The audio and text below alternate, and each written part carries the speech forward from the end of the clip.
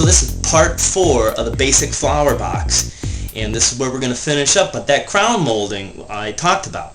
Now, I've mentioned in the previous videos, you know, before you use any power tools, make sure you check in with the Safety Dan, but I don't know. Does Dan really have to say anything more? Dan, do you have anything to say? No. Let's go. Now that you got your bottom trim done all the way around, now we're going to move up and we're going to put on some crown molding. Now, make sure you mark your top and bottom to your crown molding. So in this case here, this is going to be my first little sample cut piece I'll do for you. I'm going to put an X on the crown molding that's to the top. Now that we're getting ready to cut the crown molding, it's a little bit different and trickier than just the regular trim we put around. Holy now, cow! I'm going to do a separate video just on crown molding because there are a lot of details to it. Holy but cow! We're doing outside corners on this one, and that's fairly simple. Holy So the main trick to remember in your crown molding is cow! the top that we designated with our X, when you put it on your saw, now faces the bottom of the saw. We're also not going to place the molding flat against the back. No. The way you want to place your crown molding into your saw is the angle that we have here and the angle that we have here are going flat against our saw. So this fence simulates the wall, the bottom of our saw simulates the ceiling. Now with the saw turned at 45 degrees, we're going to make our cut. Holy cow! This edge here on the crown molding is what's going to go to the edge here on our box. So now when I place this up here, I'm also going to put a level so we keep the top of our crown molding to the top of our box. Now I'm going to come down here and I'm going to mark it at the bottom.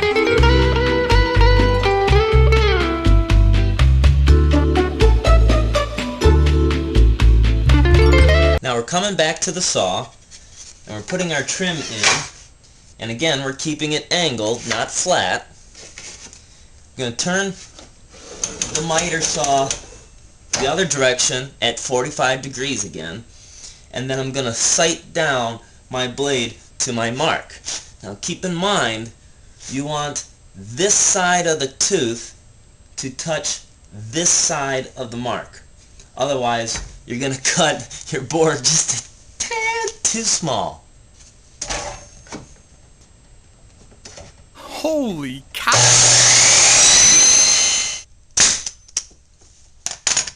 Okay, I've used glue and brads, and I secured the piece on there.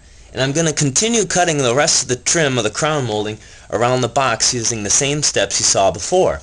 However, you can see this doesn't give you a lot of strength here. So after I've cut all the crown molding, I'm going to cut little wedge blocks, glue them, and put them in there for extra strength. And then the last piece, we're going to cap it off. Here's a little tip you can do too for your crown molding. I use sometimes a finish nail, and I do this a lot on walls. And what I'll do is I'll tap it in, and now this will give my long piece of crown molding something to hold it in place while I go down at the other end, which is 8 foot long, to mark it. Now if this was like a beautiful piece of wood, I wouldn't suggest putting a bunch of little nail holes in it. Nope. In that case, I would probably put another board on here and just clamp it and hold it in place. But because I'm going to paint this, I'll just fill those little nail holes in with some caulk. Now, I've got all these glue blocks to put behind my crown molding to toughen it up a little bit. Tight bod. These are really simple to make, even though you might think there's a couple different angles coming into play here. It's not. Let me show you how I do it. Most crown molding is made up of two ways. You have 38 degrees here at the bottom. You have 52 degrees here at the top. Now one simple cut on the miter saw takes care of both. You have 38 degrees on this bottom angle, and you have 52 degrees on the top. Now I have my miter saw turned at 38 degrees. Now what's cool about this is, if I bring in my square, from here to here I have 38 degrees. From here to the fence, this is 52 degrees. So when I take a board and I cut it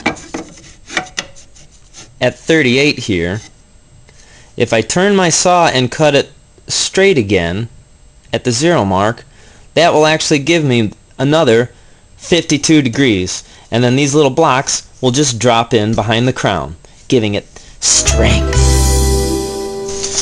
The final trim we're going to put on our box is this little cap piece. Let's go take a look how we do it. The cap for the box is really just teardrop casing that you would put around like a door frame. But in this case, normally if you would for your door frame, you would cut your 45 this direction on it. But for the cap on the flower box, I'm actually cutting the 45 the opposite direction. One more point that I'd like to give to you.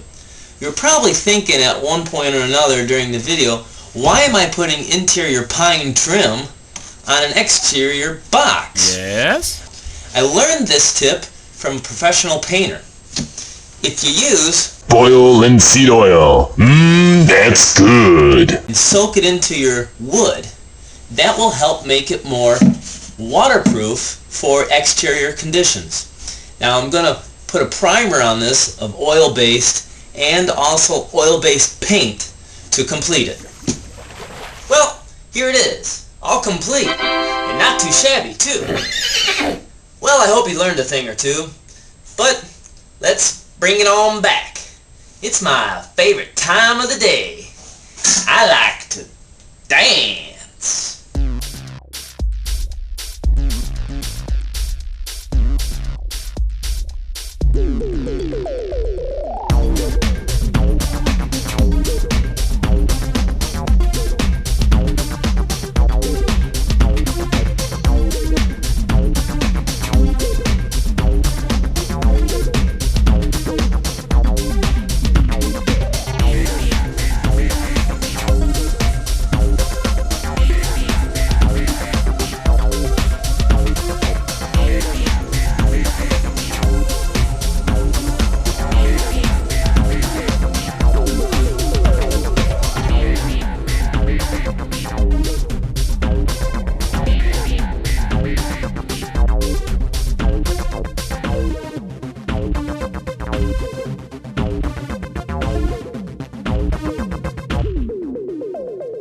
WoodChopperTime.com!